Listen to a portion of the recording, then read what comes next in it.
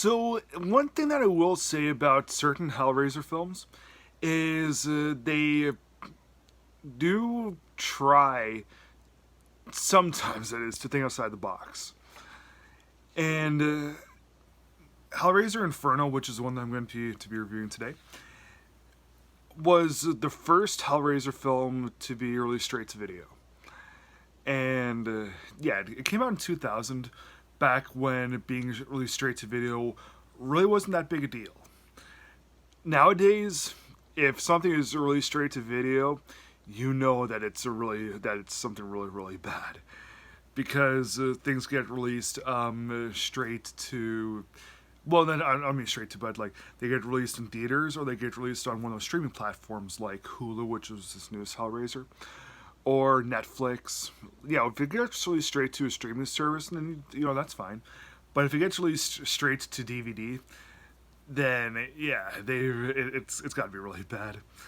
And Hellraiser Inferno is it's one of those films where, okay, this is by no means a good film, but I could oddly see a good movie buried underneath this somewhere, because it has a pretty good premise, and it has a couple of pretty cool Cenobites in it.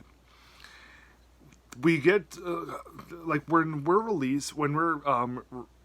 introduced to new Cenobites, it's always pretty cool to see.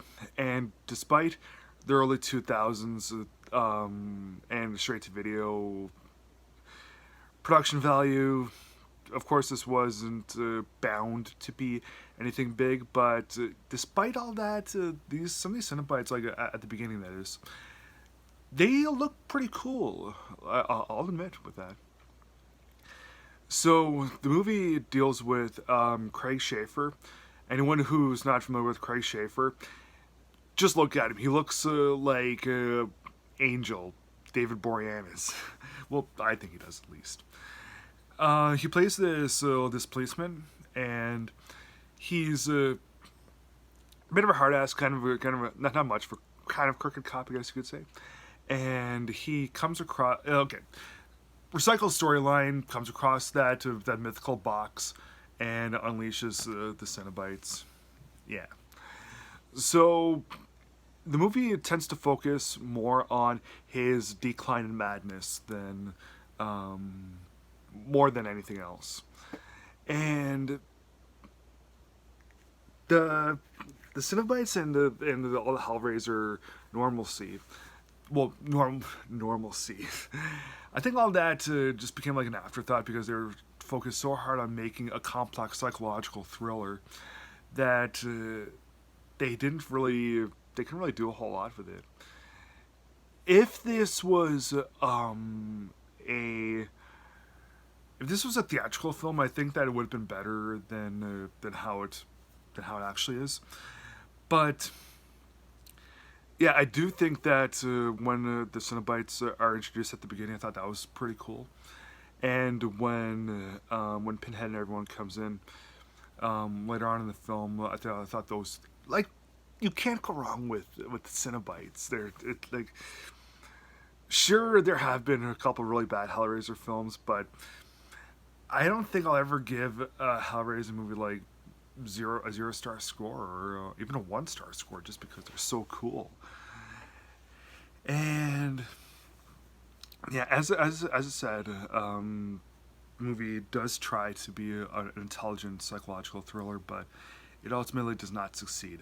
However, as the movie progresses, as the movie goes along, as I said, I could tell that they were trying to make a solid effort to make a quality film.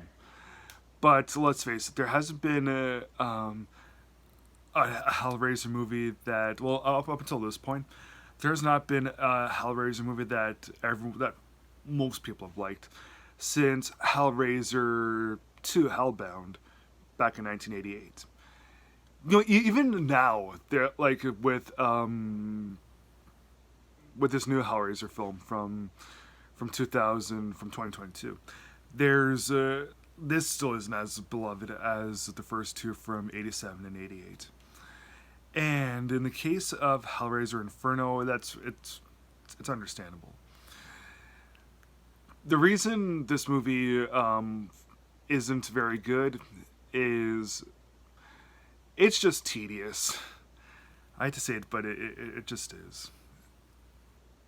Sometimes you can, if you do things that are psychological, that's okay. But I don't know, everything like, well, I shouldn't say everything, but a lot of things like